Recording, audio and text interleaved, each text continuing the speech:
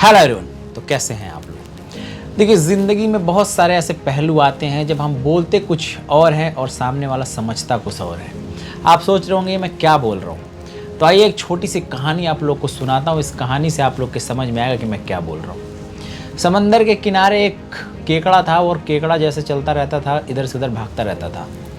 और समंदर को लगता था कि केकड़ा उसका दोस्त है और केकड़े को लगता था कि समंदर उसका दोस्त है। एकदम से लहर आती है और केकड़े के पैरों के निशान मिटा के चली जाती है। केकड़ा अपने पैरों के निशान देख के खुश हो रहा था, खेल रहा था।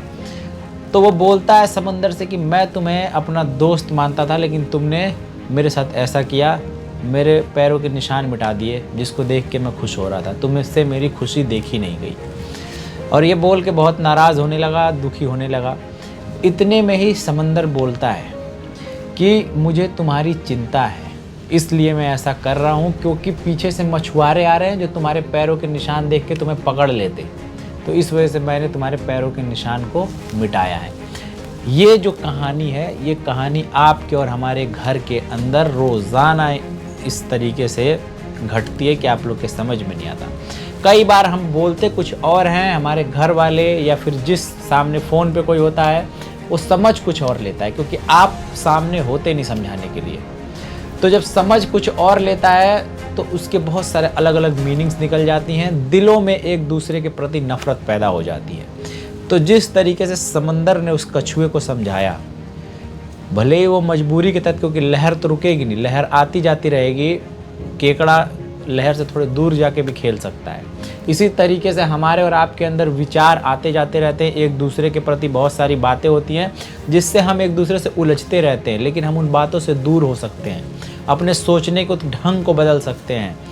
तब हमारे और उसके बीच में, जिसके बीच में ये टकराव आ रहा है, रुक सकता है, समझ सकते हैं हम इन बातों को, लेकिन हम समझते नहीं हैं। तो बातों के मीनिंग कई निकल सकते हैं। अगर हम निकालना चाहें, लोगों को समझाना चाहें, अपनी बातों को अच्छे से दूसरे के सामने एक्सप्रेस करना चाहें, तो रिश्ते बर्बाद होने से बच सकते हैं। क्योंकि हम में बात कुछ नहीं होता, लेकिन बात बात में बहुत सारी ऐसी बात निकलती हैं जो दिलों को बिल्कुल तोड़ के रख देता है, एक दूसरे के प्रति दिलों में नफरत पैदा कर देता है। तो आई होप इस कहानी से आप लोगों के ये छोटी छोटी कहानियाँ हमें अपने अंदर जब हम उतारेंगे, चेंजेस देखेंगे।